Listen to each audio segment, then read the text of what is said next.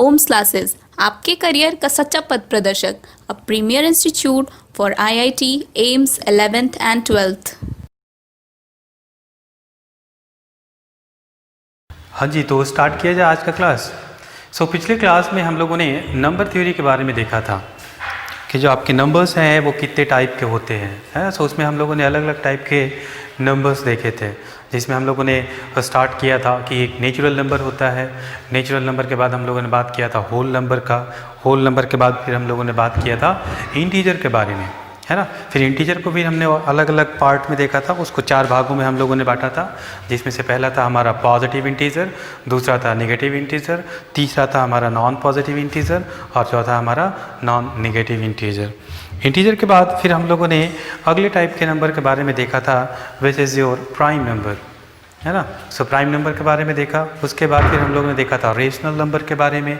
उसके बाद फिर हम लोगों ने डिस्कशन किया इरेशनल नंबर के बारे में। उसके बाद हम लोगों ने बात किया रियल नंबर के बारे में। क्लियर। इतनी सारी बातें हम लोगों ने कर ली थी। उसके बाद फिर हमने पूरा ब्रॉड बनाया। उसके बाद फिर हमने एक और नंबर डिफाइन किया था कि नंबर थ्योरी में जो हमारा सबसे ब्रॉड, यदि हम उस स्केल पे देखें तो सबसे अच्छा नंबर, हमारा सबसे बड़ा नंबर जो है हमारा कौन सा होता है, कॉम्प्लेक्स नंबर, है ना। उसके बाद फिर हमने एक ट्री बनाया था कि कॉम्प्लेक्स नंबर, रियल नंबर और आपके रेशनल इरेशनल का। उसके बाद फिर हम लोगों ने अपने डिस्कशन को आगे बढ़ाते हुए फिर हम लोगों ने इंटरवल के बारे में बात किया था। अलग अलग टाइप के इंटरवल, टोटल 8 तरीके के इंटरवल के बारे में हम लोगों ने डिस्कशन किया था, है ना। और उसके बाद थोड़ी बहुत डिस्कशन जो थी वो हमारी हुई थी इनइक्वालिटी को लेके। कुछ रिलेशंस यहाँ पे मैंने लिखा था और उसको कैसे समझा जाता है, उसका मीनिंग क्या है, ये आपको मैंने बतलाया था। इनइक्वालिटी का डिस्कशन हम लोग आगे की क्लास में करेंगे, बट अभी आज की क्लास में जो हम करने वाले हैं वो फंक्शन को कैटेगराइज करने वाले हैं कि जो फंक्शन है हमारा वो कितने टाइप का होता है। अभी हम लोग देखेंगे कि फंक्शंस को जनरली हम लोग फंक्शंस को 3 भागों में बांटते हैं, है ना। जो पहला हमारा पार्ट होता है उसमें यहाँ पे लिखता हूँ फंक्शन। याद ही है फंक्शन के बारे में हम लोगों ने डिस्कशन किया था और मैंने कंपेयर किया था इसको चिप्स मशीन से कि चिप्स मेकर मशीन जो है वो कैसे काम करता है, और उसी बेसिस पे ये फंक्शन भी काम करता है। और चूँकि मशीन है मशीन के टाइप्स बहुत सारे होते हैं, अलग अलग टाइप का मशीन होगा और उसका फंक्शनैलिटी अलग अलग होगा, उसके इंटेक्स अलग अलग होंगे, मतलब उसका इनपुट अलग अलग होगा। वैसे ही मैथमेटिक्स में हम लोग क्या करते हैं, फंक्शन जो है फंक्शन भी एक तरह का मशीन है ना। अलग अलग टाइप के मैथमेटिक्स में भी फंक्शन होते हैं। अब हर एक जो भी फंक्शन होगा उस फंक्शन का एक पर्टिकुलर इनपुट होगा। इसका मतलब है कि जब उस फंक्शन को हम लोग देखेंगे उसके इनपुट के बारे में देखेंगे कि उस फंक्शन में हम लोग क्या क्या इनपुट डाल सकते हैं, है ना। ऐसे करके हम लोग सारे जो फंक्शंस हैं उसको हम लोग डिफ़ाइन करेंगे। जो इसमें पहला जो सेक्शन हम लोग डिफ़ाइन करेंगे, इसमें जो पहला सेक्शन है हमारा अलजेब्राइक। अलजेब्राइक फंक्शन बड़ा इंपॉर्टेंट है, अलजेब्राइक फंक्शन, और इसके बारे में आप लोग जानते भी होंगे, है ना। अलजेब्राइक फंक्शंस को हम लोग फिर अलग अलग कैटेगरी में हम लोग बांटते हैं, कौन कौन से फंक्शन होंगे और कैसे कैसे होंगे जिनको हम अलजेब्राइक फंक्शन बोलेंगे। उसमें जो सबसे पहला नंबर जो आता है उसको हम लोग बोलते हैं मोनोमियल फंक्शन। मोनोमियल फंक्शन एक एक करके हम लोग डिस्कशन भी करते जाएंगे कि आखिर ये चीज़ें होती क्या है और ये फंक्शन होते कैसे हैं। मोनोमियल फंक्शन क्या है। वैसे फंक्शन यहाँ पे आपको एक वर्ड मिल रहा है मोनो, और मोनो का मतलब होता है 1। कहने का मतलब है एक ऐसा अलजेब्राइक इक्वेशन जिसमें केवल और केवल एक टर्म हो, है ना।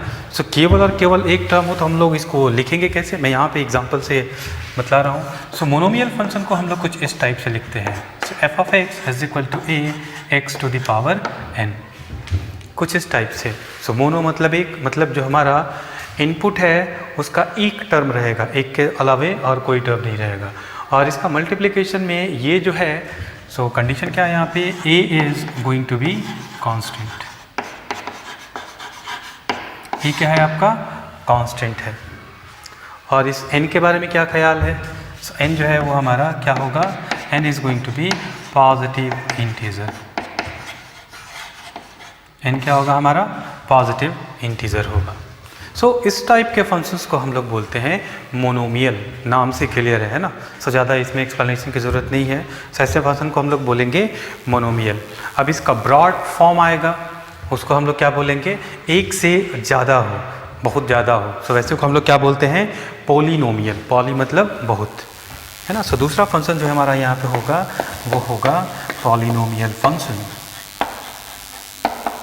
पॉलिनोमियल फंक्शन, पॉली का मतलब बहुत ज़्यादा, है ना, मोनो का मतलब एक।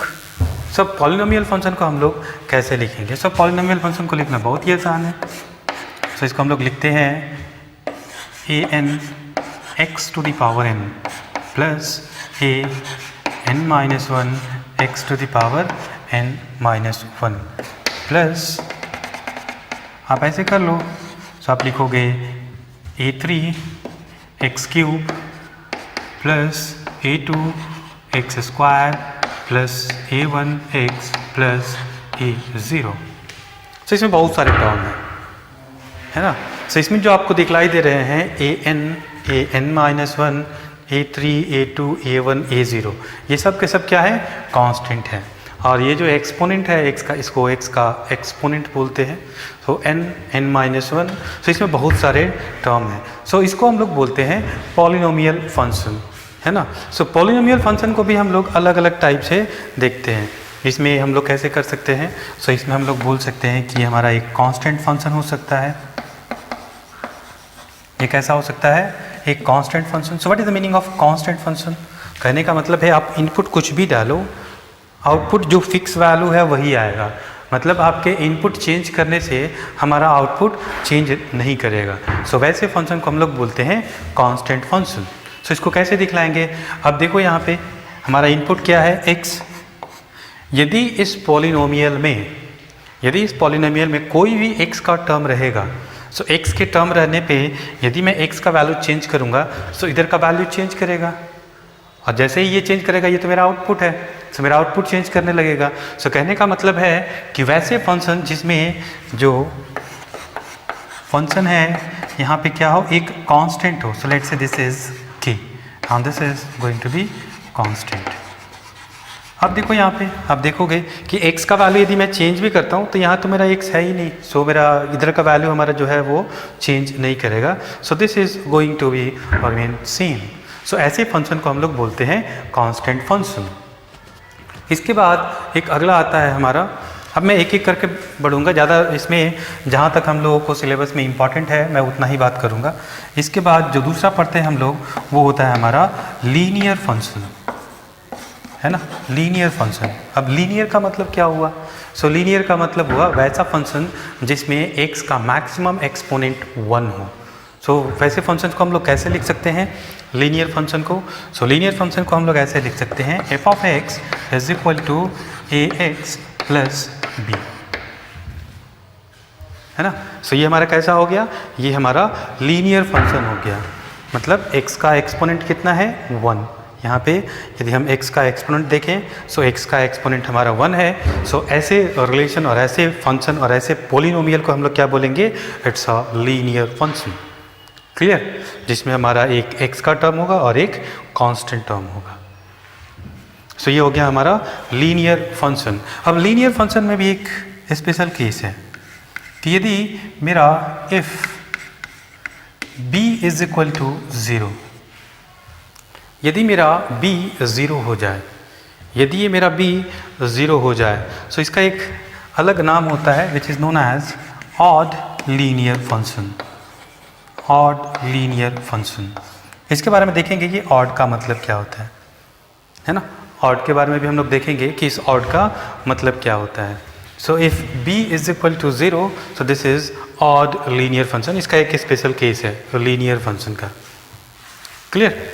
अब इसके बाद अगला जो आएगा हमारा लीनियर के बाद आता है, जिसे आप लोग अच्छे से जानते हो, क्वाड्रेटिक फंक्शन। क्वाड्रेटिक फंक्शन आप लोगों ने 9th वगैरह में पढ़ रखा होगा, है ना, कि क्वाड्रेटिक फंक्शन किसको बोलते हैं। सो क्वाड्रेटिक फंक्शन किसको बोलेंगे, सो जो फंक्शन इस फॉर्म में हो, ax square plus bx plus c, यदि इस फॉर्म में कोई हमको फंक्शन दिया हुआ है तो ऐसे फंक्शंस को हम लोग बोलते हैं क्वाड्रेटिक।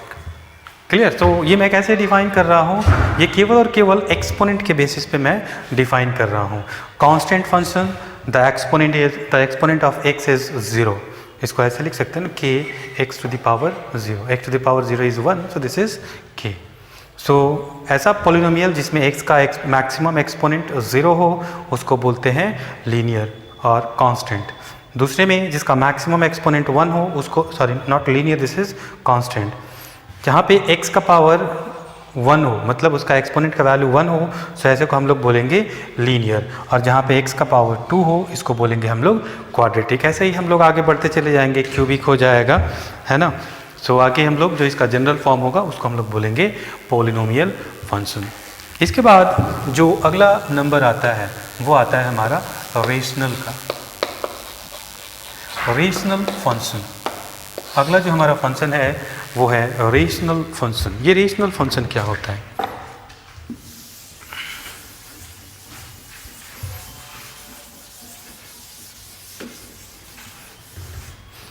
सो मैं यहाँ पे दो फंक्शन डिफाइन करता हूँ।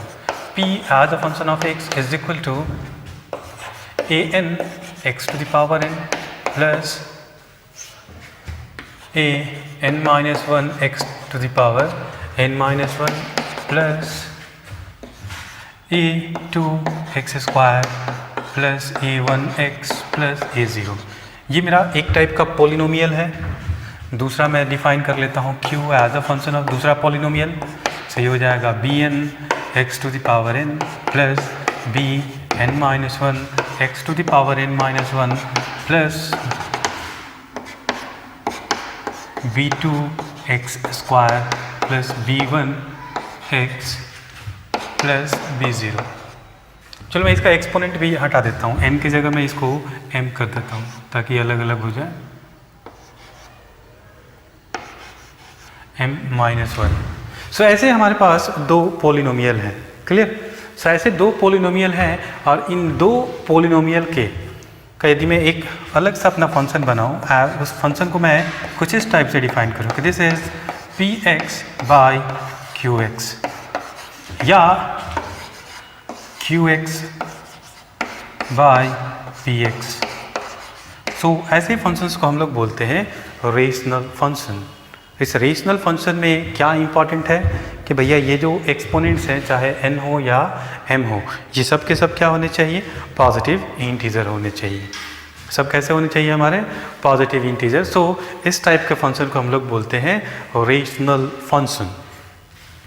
इसके बाद जो हमारा अगला आएगा वो आएगा इरेशनल फंक्शन। इरेशनल फंक्शन, है ना। सो ये इरेशनल फंक्शंस कैसे हैं? सो कोई एक ऐसा फंक्शन, कोई ऐसे हमारे पास पोलिनोमियल हो, ऐसा पोलिनोमियल हो जिसमें ये एक्सपोनेंट जो है वो इंटीजर ना हो, है ना, ये इंटीजर ना हो। कैसा नंबर हो ये मेरा n जो है या ये m जो है ये मेरा रेशनल नंबर होना चाहिए। ये कैसा होना चाहिए? Rational number. सो ये इंटीजर ना हो के ये कोई रेशनल नंबर होगा, और वो रेशनल नंबर भी कैसा होगा? सो भैया पॉजिटिव रेशनल नंबर। ठीक है।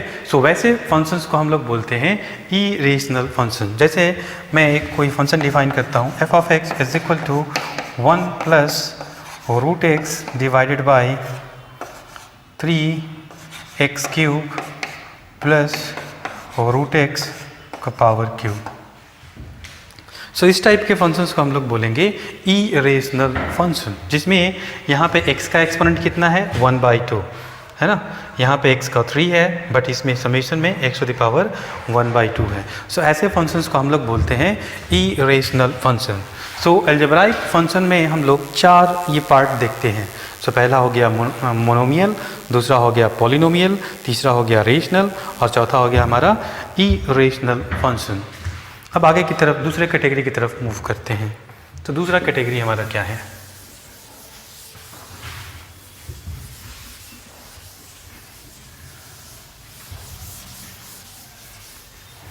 सो मैं इसको मिटा देता हूँ और यहीं पे मैं दूसरा फंक्शन भी लिखूँगा।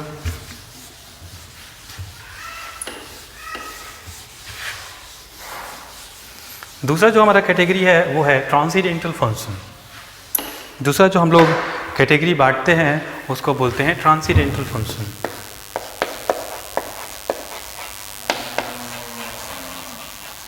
ट्रांसीडेंटल फंक्शन, अब ये क्या है और इसमें कौन कौन से फंक्शंस को रखते हैं?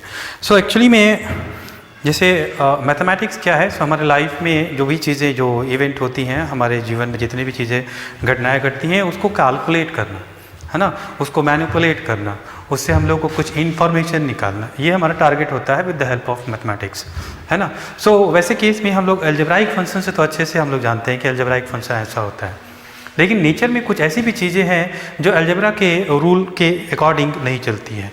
मतलब जो हमारा पॉलिनोमियल का इक्वेशन था उस इक्वेशन को फॉलो नहीं करती हैं।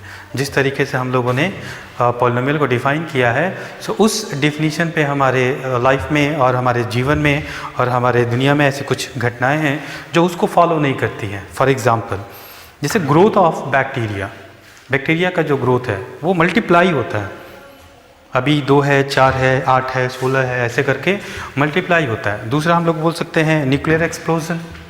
तीसरा हम लोग बोल सकते हैं रेडियो एक्टिव डिके, है ना।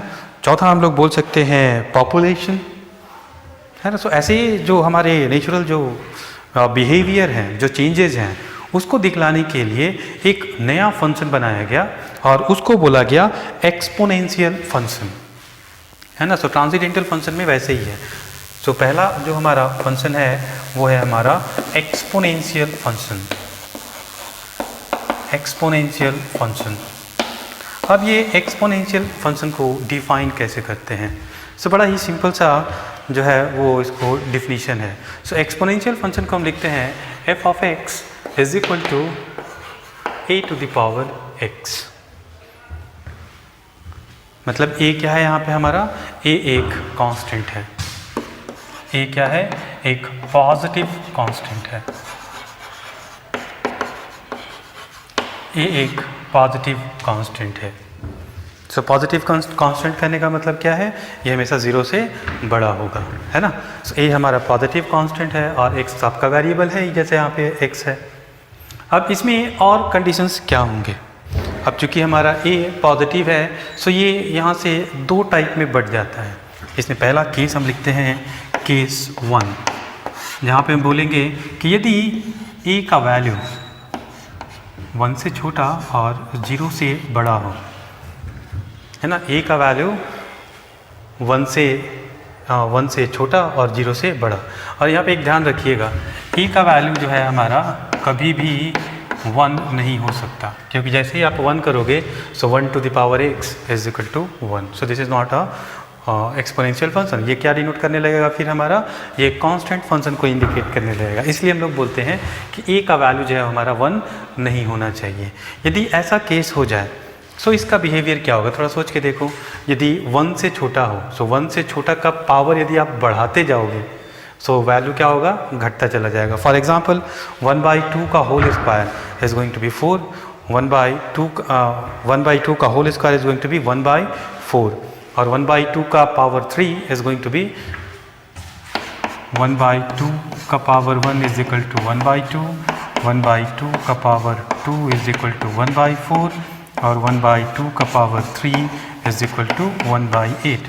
सो कहने का मतलब ये है कि x के वैल्यू हम जैसे जैसे बढ़ा रहे हैं, सो यहाँ पे मेरा जो आउटपुट है वो घटता जा रहा है।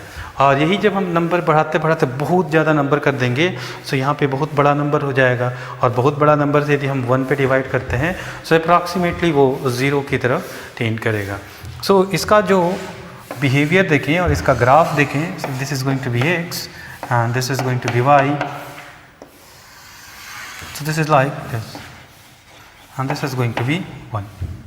सो कुछ इस टाइप का बिहेवियर जो है ये शो करता है जब हमारा a जो है वो 0 से 1 के बीच में हो, है ना। सो इसका वैल्यू यदि मैं माइनस कर दूं, एग्जांपल देखें इधर में क्यों बढ़ रहा है, सो मैं इसको -1 -2 -3 करके देखता हूँ, -1 -2। सो यहाँ पे पावर में -1 कर दूँ, पावर -2 कर दूँ, पावर -3। सो ये वैल्यू जो है ये पूरे के पूरे वैल्यू चेंज कर जाएंगे। This is 2, this is 4 and this is 8। सो देखो ये वैल्यू बढ़ रहा है। सो ये वैल्यू बढ़ रहा है और अच्छा खासा ग्रोथ में दिखलाई दे रहा है। है ना।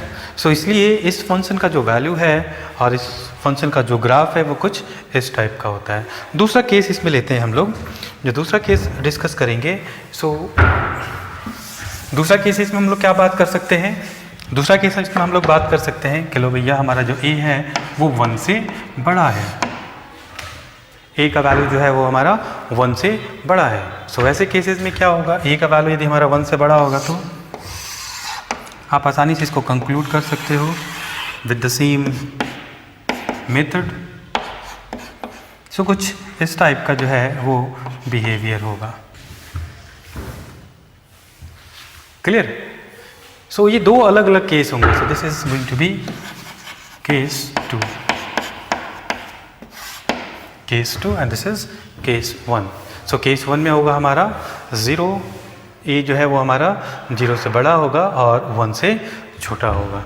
तो कुछ इस टाइप की बातें हम लोग यहाँ पे कर सकते हैं। अब एक्सपोनेंशियल फंक्शन के बाद जो हमारा अगला एक फंक्शन आता है, अगला जो फंक्शन आएगा उसको बोलते हैं हम लोग लॉगरिथमिक फंक्शन।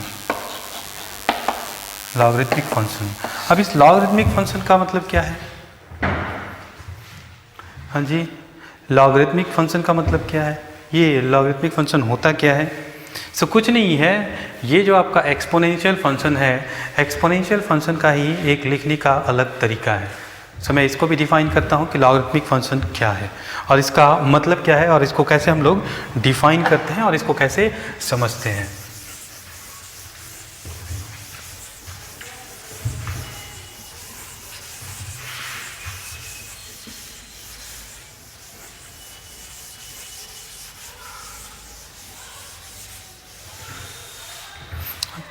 बिफोर दैट मैं एक पॉइंट जो है वो बतलाना भूल गया। वो पॉइंट ये था कि यदि कोई फंक्शन आपको दिया हुआ हो कि this function f of x is going to be algebraic, before going to discuss this logarithmic function और ट्रांसेंडेंटल, ये हमारा एल्जेब्राइक फंक्शन का पार्ट था। So I just miss that point.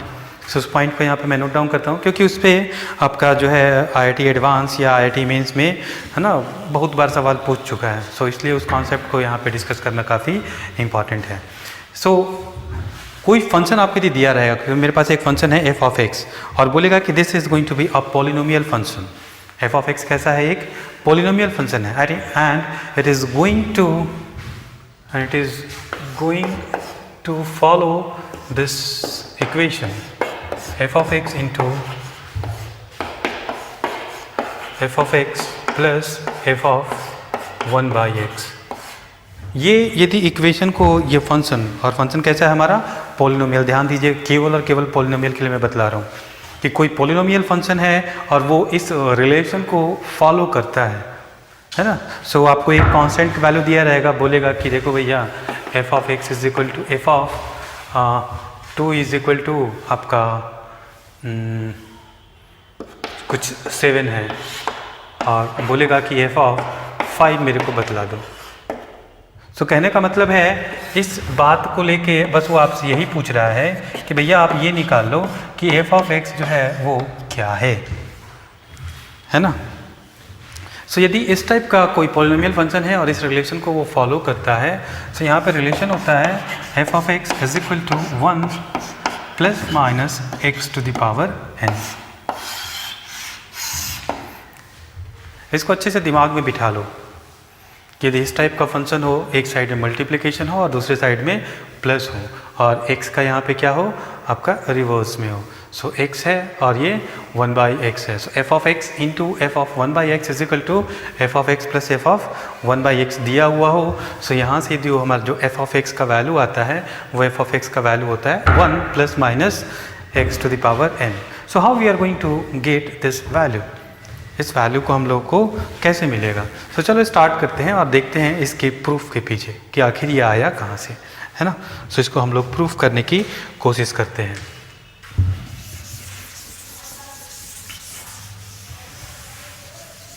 सो मेरे पास एक रिलेशन ये दिया हुआ है। अब देखो यहाँ पे मैं क्या करूँगा, इस f of x को मैं इधर लेके आता हूँ। So f of x into f of 1 by x minus f of x is equal to f of 1 by x. F of x दोनों में से कॉमन हो जाएगा, so f of x is equal to, या f of x मैंने common ले लिया, so यहाँ पे बच गया f of 1 by x minus 1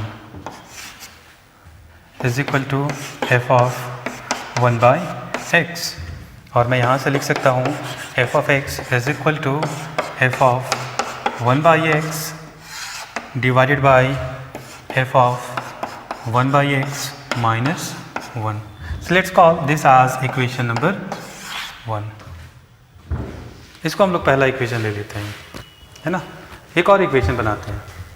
अब क्या करेंगे, इसमें f ऑफ 1 बाई एक्स को इधर लेके आएंगे। So f of x into f of 1 by x minus f of 1 by x is equal to f of x. ज़्यादा कुछ नहीं किया है, इसमें से मैंने केवल इसको इस साइड लेके आए हैं। अब देखो यहाँ से F of 1 by x common हो जाएगा। एफ ऑफ 1 बाई एक्स यदि मैं कॉमन ले लूँ तो यहाँ पे बचेगा मेरा f of x minus 1 is equal to f of x. रस्सी देखें, f of 1 by x is equal to f of x divided by f of x minus 1। Let's call this as equation number 2। So मेरे पास दो equation आया। हमने क्या निकाला, f of x का value in terms of f of 1 by x, और यहाँ पे निकाला हमने एफ ऑफ 1 बाई एक्स का value in terms of f of x. अब क्या करेंगे, इक्वेशन 1 और इक्वेशन 2 को मल्टीप्लाई कर देंगे और देखते हैं हमको क्या मिलता है।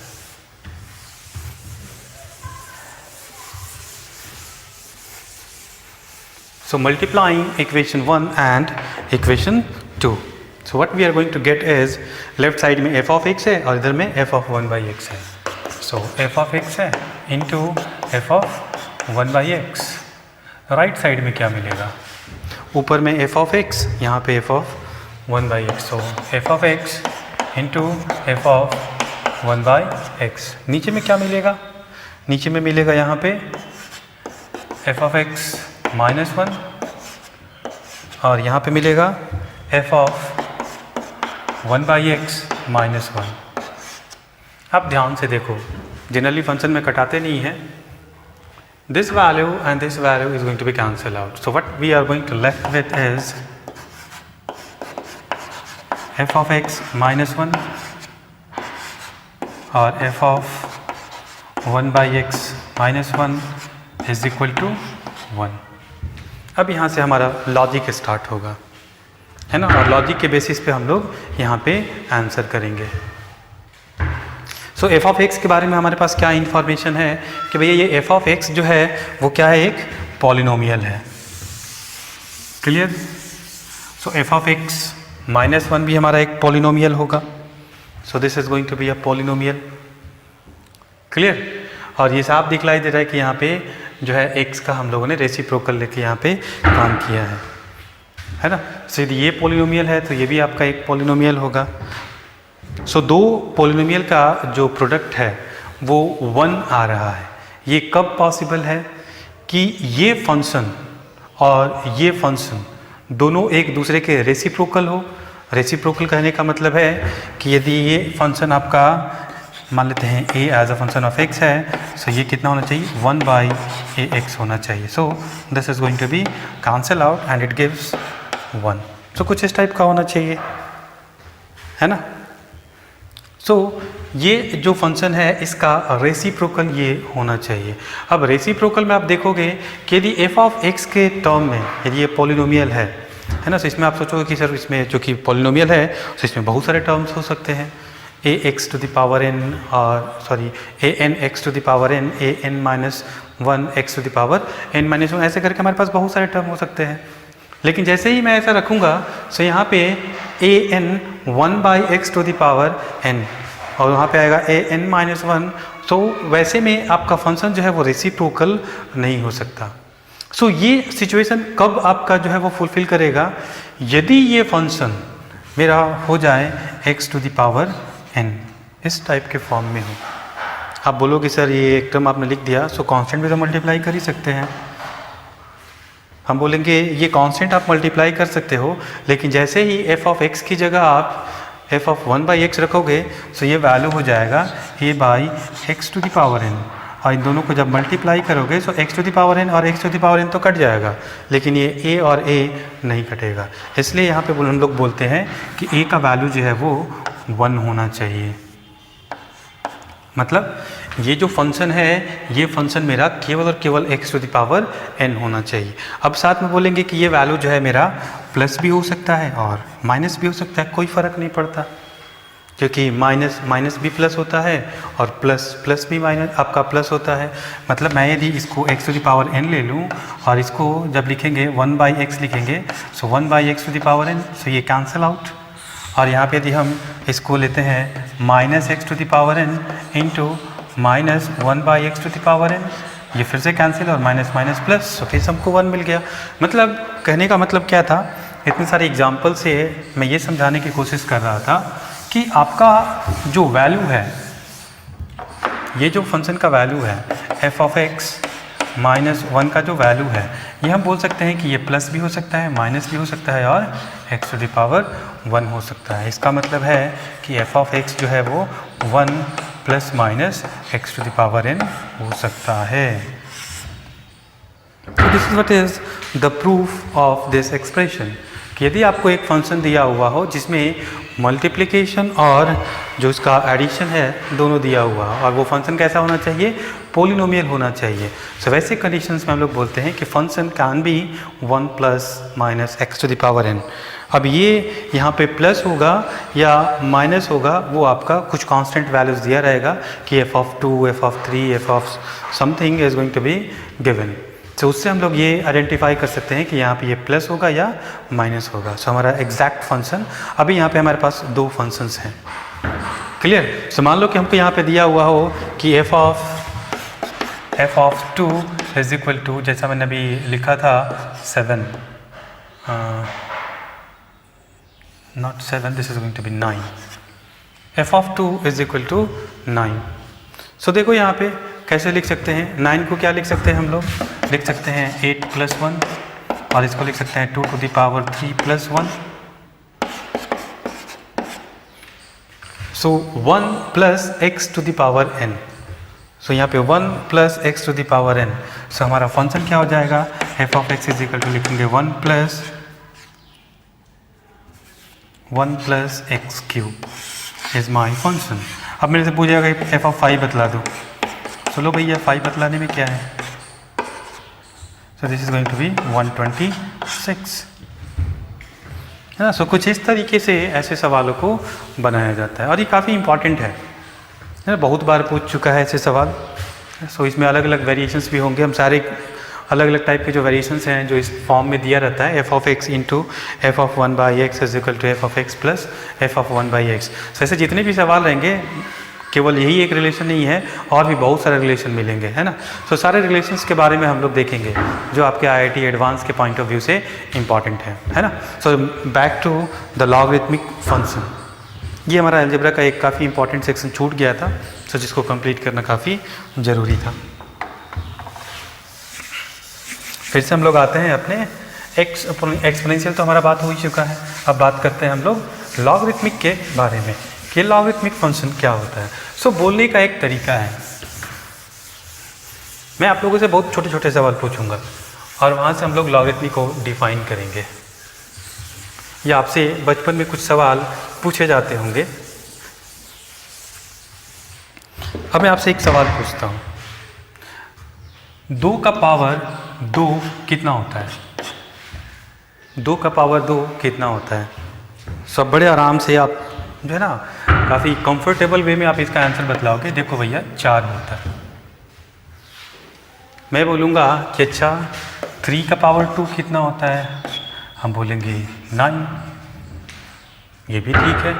फिर मैं बोलूँगा कि 4 का पावर 1/2 कितना होता है, सो आप बोलोगे इसका मतलब हो गया 2, है ना। सो कुछ इस तरीके से हम लोग बचपन में करते आए हैं, 2 का पावर 2, 4। अब इसी में इस स्टेटमेंट को मैं थोड़ा सा चेंज करूँगा, इस स्टेटमेंट को थोड़ा ध्यान से सुनना। मैं बोलूँगा ऐसे कि देखो भैया 2 का पावर जो है वो मैं कितना दूँ कि ये 4 हो जाए। सवाल पूछने का मैं तरीका, यहाँ पे मैंने क्या बोला कि 2 का पावर 2 का वैल्यू कितना होगा। So this is what is our requirement, है ना। अभी मैं क्या बोल रहा हूँ, मैं बोल रहा हूँ कि 2 का पावर मैं कितना दूँ कि 4 हो जाए, मतलब अब मेरा ये रिक्वायरमेंट हो गया। सो ये रिक्वायरमेंट जब हो तब बोलते हैं हम लोग एक्सपोनेंशियल फंक्शन, जब ये रिक्वायरमेंट हो तो इसको बोलते हैं लॉगरिथमिक फंक्शन। बात समझ में आ गई। सो चीज़ एक ही है, बस हमारा रिक्वायरमेंट क्या है उसके अकॉर्डिंग हम लोगों ने फंक्शंस को अलग अलग टाइप में बांट दिया। एक बन गया हमारा एक्सपोनेंशियल और दूसरा बन गया लॉगरिथमिक। सो यहाँ पे यदि ये मेरा रिक्वायरमेंट होगा सो इसको बोलेंगे हम लोग आपका एक्सपोनेंशियल फंक्शन, और जब यहाँ पे मेरा रिक्वायरमेंट होगा सो इसको बोलेंगे हम लोग लॉगरिथमिक फंक्शन। अब इसको लिखते कैसे हैं इस बात को। सो स्टेटमेंट क्या है, 2 का पावर कितना, जब भी ऐसा सवाल हो लॉगरिथमिक का फंक्शन हो सो उसमें आपको ये बात अपने आप से पूछनी है, 2 का पावर कितना दें कि 4 हो जाए। आंसर क्या आएगा, अंदर से आवाज आएगा 2, है ना। अब इसको जो है बार बार इतना कुछ नहीं बोलेंगे। सो इस पूरे सेंटेंस को जो मैं भी बोल रहा हूँ, 2 का पावर कितना दें कि 4 हो जाए, ये जो पूरा स्टेटमेंट है 2 का पावर कितना दूं कि 4 हो जाए, इसको एक जो है ना काफ़ी सिंपल वे में, इतना लंबा लाइन ना बोल के इसको एक सिंपल सा इसको सिंबॉलिक रिप्रेजेंटेशन दिया गया और बोला गया इसको लॉग, है ना। सो लॉग बोला गया। अब इस बात को लिखते कैसे हैं, सो इसको बोलते हैं, इस जगह को बोलते हैं बेस। सो यहाँ पे आ गया 2, ये वाला बात, और ये वाला बात कहाँ पे आएगा, यहाँ पे।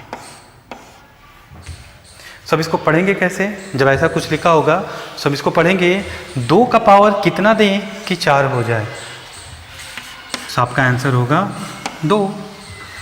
देख लो मैंने इस बात को वहाँ पे लिख दिया, यही लॉगरिथम है, ज़्यादा कुछ नहीं है। 2 का पावर कितना दें कि 4 हो जाए, 2 का पावर कितना दें कि 4 हो जाए, इसका आंसर होगा 2। मतलब log 2 4 का वैल्यू होगा 2। चलो इन सारी बातों को अब इसको भी लिखते हैं, इसको भी लिखते हैं, लॉगरिथम है। So this is my requirement. So इसको कैसे लिखेंगे इस बात को, सो log 3, सो 3 का पावर कितना दें कि 9 हो जाए। So the answer is 2। Clear. इस बात को लिखें। सो इस बात को कैसे लिखेंगे, log, मेरा रिक्वायरमेंट ये है। सो 4 का पावर कितना दें कि हमारा 2 हो जाए। So this is going to be half. Clear. So कुछ इस तरीके से हम लोग log को डिफाइन करते हैं। अच्छे से दिमाग में बिठा लो, ये कोई नया कॉन्सेप्ट नहीं है। जो कॉन्सेप्ट हमारा एक्सपोनेंशियल का है वही कॉन्सेप्ट हमारा लॉगरिथमिक का भी है, बस इसमें जो हमारा रिक्वायरमेंट है वो रिक्वायरमेंट केवल चेंज हो जाता है। जैसे अब इसमें हमारा रिक्वायरमेंट, एक्सपोनेंशियल में रिक्वायरमेंट ये वाला था 4, और लॉगरिथमिक में सो बहुत सारे ऐसे सिचुएशन आएंगे जहाँ पे ये आपको पता रहेगा और ये आपको पता रहेगा और ये निकालना होगा। सो वैसे केसेस में हम लोग लॉगरिथमिक फंक्शन यूज़ करेंगे, और बहुत सारे ऐसे सिचुएशंस होंगे जहाँ पे ये पता होगा, ये पता होगा और ये निकालना होगा। क्लियर। जैसे आपका मान लो कि डीके का ग्रोथ जो है, या आपका बैक्टीरिया का जो ग्रोथ है, नॉट डीके का ग्रोथ नहीं, बैक्टीरिया का जो ग्रोथ है वो कैसे हो रहा है। सो आपको क्या पता रहेगा कि 10 सेकेंड में इतना बैक्टीरिया मेरे पास हो गया और स्टार्टिंग में मेरा इतना बैक्टीरिया था। सो आपको ये सब पता रहेगा कि at when t is equal to 0 so this is 3, और t is equal to something so this is 1, that much. So ये एक्सपोनेंट आप निकाल सकते हो। उस केस में हम लोग क्या बात करेंगे, लॉगरिथमिक का बात करेंगे, वहाँ पे हम लोग एक्सपोनेंशियल का बात नहीं करेंगे। सो ये सिचुएशन पे डिपेंड करता है कि आपको ये वाला फंक्शन यूज़ करना है या ये वाला फंक्शन यूज़ करना है। इसीलिए आपको ट्रांसेंडेंटल में ये 2 फंक्शंस डिफाइन किए गए, एक एक्सपोनेंशियल हुआ और एक लॉगरिथमिक हुआ। सो लॉगरिथमिक में बहुत सारे प्रॉपर्टीज़ हैं जो आपको जानने काफ़ी ज़रूरी है ना। सो मैं इसको जनरलाइज करके लिखता हूँ।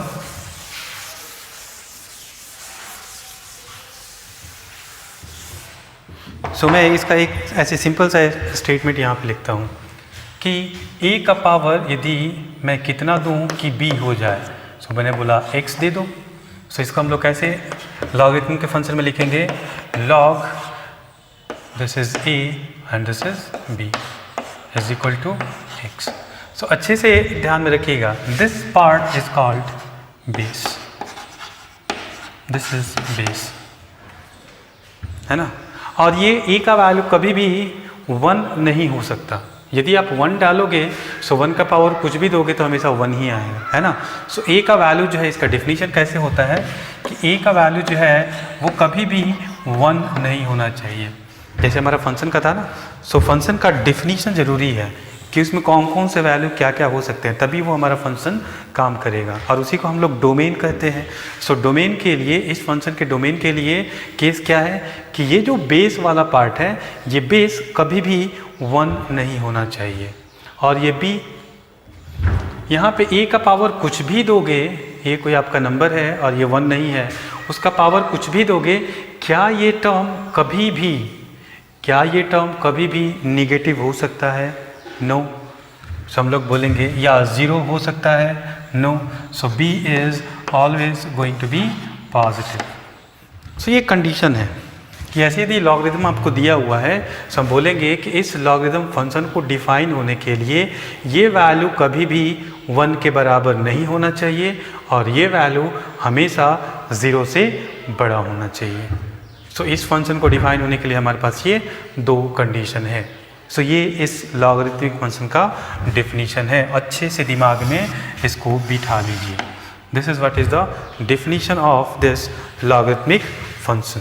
और ये कोई बहुत बड़ा बात नहीं है, ये हम लोगों ने सिंपल सा देखा कि ये इस रिलेशन को, ये रिलेशन कब सेटिस्फाई करेगा, जब ये बातें होंगी, a is not equal to 1 and b is going to be positive.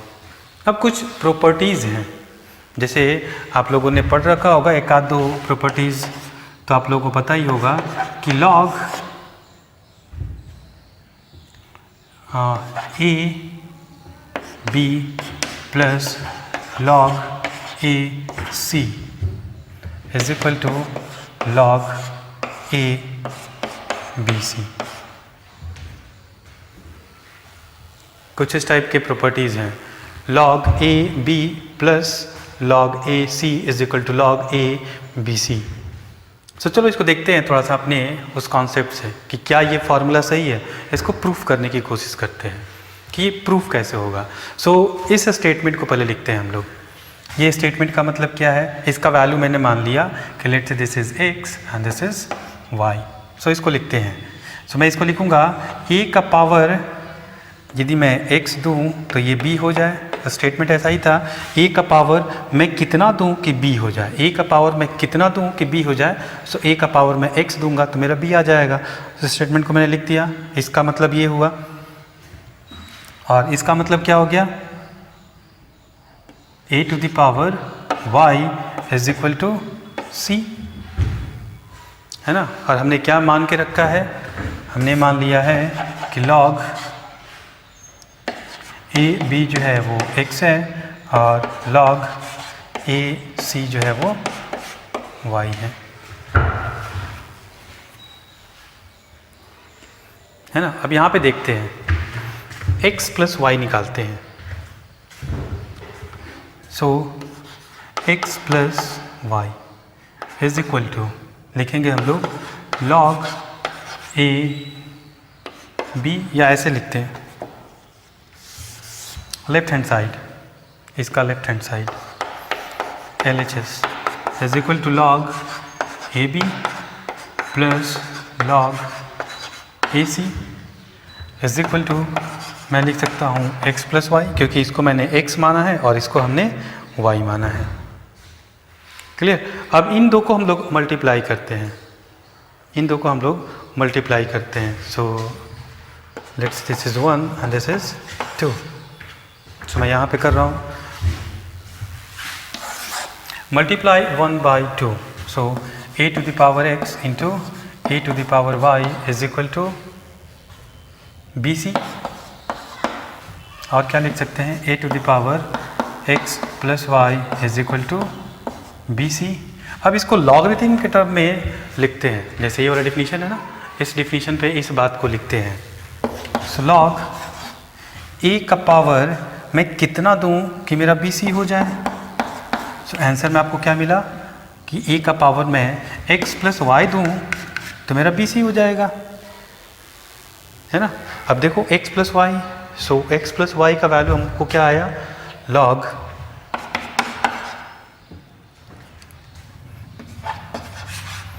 A b c, log a b c. So देखो यहाँ से हमारे पास फार्मूला क्या आ गया, log a b plus log a c is equal to log a b c. So यही हमारा पहला फार्मूला था और प्रॉपर्टीज था, log a b plus log a c is equal to log a b C. Clear. सो ये हमारा पहला properties था। दूसरे प्रॉपर्टीज की तरफ मूव करते हैं। सो दूसरा प्रॉपर्टीज क्या है,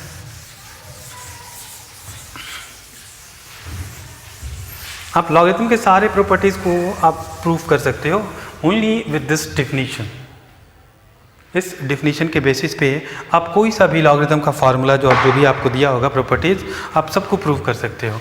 जैसे मैं दूसरे प्रॉपर्टीज की तरफ पढ़ूँ, सो आपको दिया रहता है log a b by c is equal to log a b minus log a c. Clear. मैं फिर क्या करूँगा, मैं इसको मानूंगा x और इसको मानूंगा y। क्लियर। सो मैं RHS से आता हूँ, right hand side.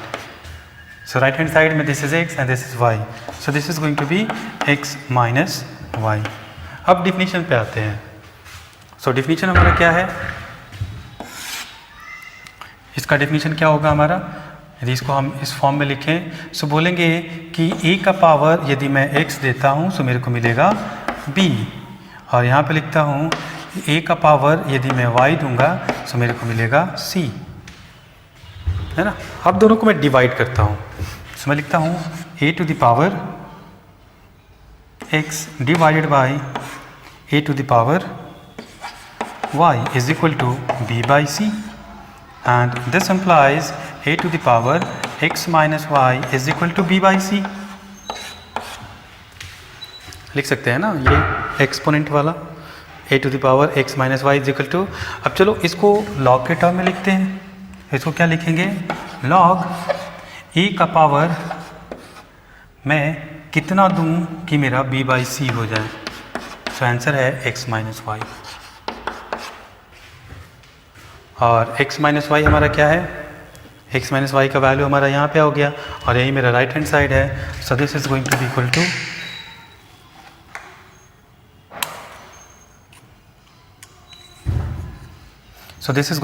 To log of a b by c।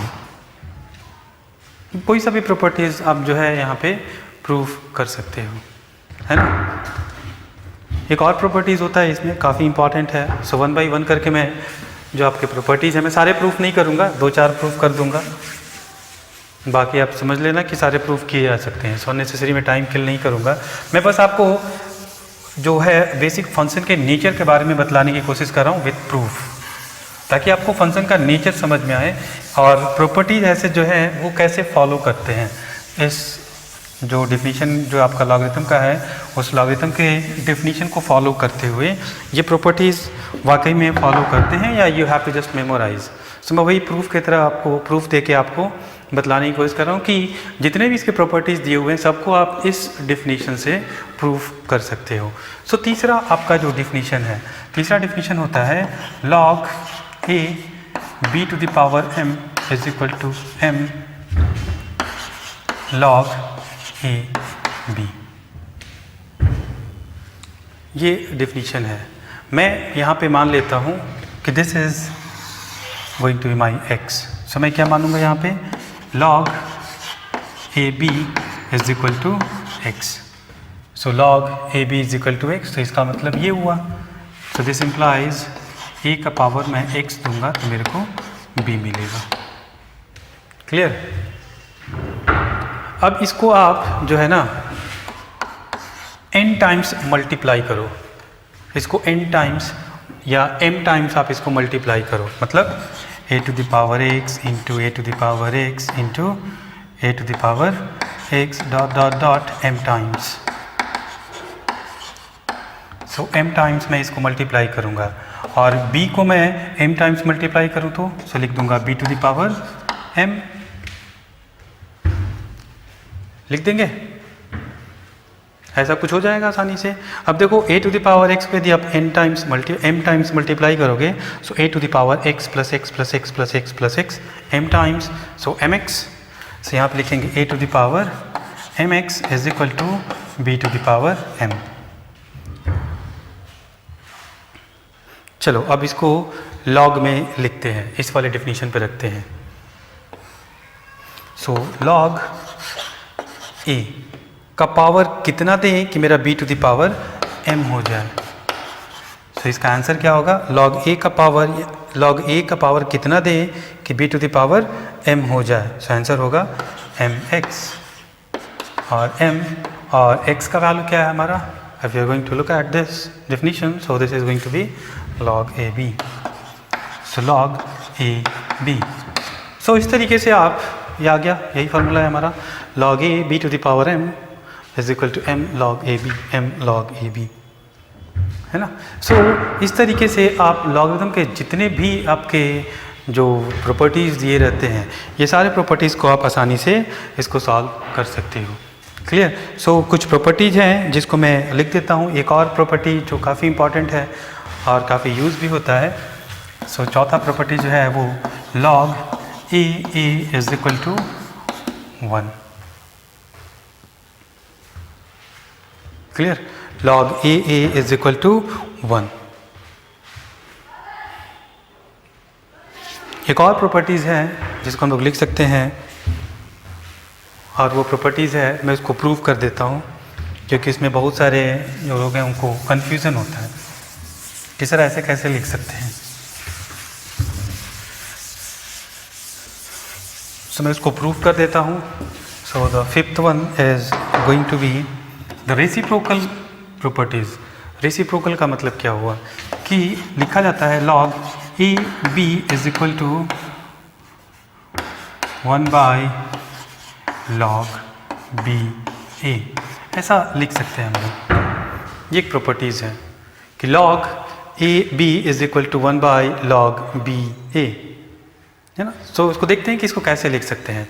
सो मैं ये मान लेता हूँ कि log a b is equal to x, so this implies a to the power x is equal to b। Clear. यहाँ से मैं एक लाइन और लिख सकता हूँ कि a इज इक्वल टू, देखो यहाँ से मैं क्या एक लाइन लिख सकता हूँ इसी बात को, a is equal to b to the power 1 by x. ये x जब इधर जाएगा सो 1 बाई एक्स, ये रूल हम लोग अलजेब्रा में जानते हैं।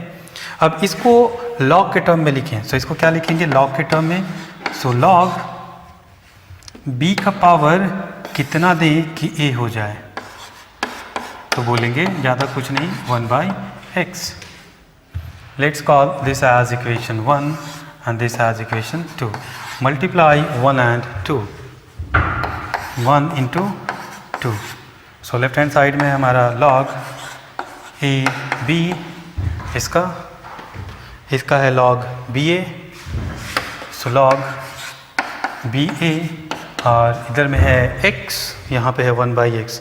So x cancel out and this is going to be 1 and this gives you this relation log AB is equal to 1 by log BA। मतलब ये इंटरचेंज होंगे, सो यहाँ पे आपको रेसिप्रोकल करना होगा, है ना। सो अभी लॉगरिथम के और भी कुछ प्रॉपर्टीज़ हैं जिसको हम लोग नेक्स्ट क्लास में डिस्कस करेंगे। और इस फंक्शन का जो हमारा बाइफर्केशन है और इसका जो हमारा जो अलग अलग जो और भी फंक्शंस हैं सो जो कैटेगराइजेशन है उसको हम लोग आगे कंटिन्यू करेंगे। सो अभी हमारे पास बहुत सारे फंक्शन हैं। सभी हम लोगों ने आज के क्लास में हम लोगों ने टोटल 6 फंक्शन के बारे में देख लिया है। सो पहला कैटेगरी जो था हमारा वो था अलजेब्राइक फंक्शन। अलजेब्राइक फंक्शन में सबसे पहला हमने डिस्कस किया वो था हमारा मोनोमियल फंक्शन। उसके बाद फिर हमने डिस्कस किया पॉलिनोमियल फंक्शन। पॉलिनोमियल फंक्शन में फिर हमने उसको तोड़ा और पॉलिनोमियल फंक्शन में फिर हम लोगों ने बात किया कांस्टेंट फंक्शन के बारे में, लीनियर फंक्शन के बारे में और special linear function which is known as odd linear function के बारे में, है ना, जब हमारा बी का वैल्यू जो है वो 0 हो जाता है। उसके बाद फिर हम लोगों ने देखा क्वाड्रेटिक जो है आपका इक्वेशन और क्वाड्रेटिक फंक्शन, उसी के अकॉर्डिंग आपका फिर क्यूबिक फंक्शन भी हो जाता है। ऐसे करके हमारा पॉलिनोमियल फंक्शन हो जाता है। उसके बाद फिर हम लोगों ने तीसरा देखा था रेशनल फंक्शन। रेशनल फंक्शन के बाद फिर हम लोगों ने देखा इरेशनल फंक्शन। तो टोटल 4 फंक्शंस हमको मिले अलजेब्राइक में। उसके बाद दूसरा कैटेगरी जो हमने स्टार्ट किया वो था हमारा ट्रांसेंडेंटल फंक्शन। इसमें पहले फंक्शन के बारे में बात किया एक्सपोनेंशियल फंक्शन, ये क्या होता है, इसकी ज़रूरत क्यों पड़ी। उसके बाद फिर हम लोगों ने बात किया लॉगरिथमिक फंक्शन। इसके बाद भी और जो फंक्शंस हैं जो ट्रांसेंडेंटल के अंदर में रखे जाते हैं, अभी हमारा लॉगरिथम कंप्लीट नहीं हुआ है। सो लॉगरिथम के और भी बहुत सारे प्रॉपर्टीज़ हैं जिसको हम लोग नेक्स्ट क्लास में डिस्कस करेंगे, ठीक है। सो अब इसमें जितने भी हैं अलग अलग टाइप के फंक्शंस हम लोग डिस्कस करेंगे जिनका प्रॉपर्टीज़ अलजेब्राइक से काफ़ी डिफरेंट है। सो आज के लिए इतना है।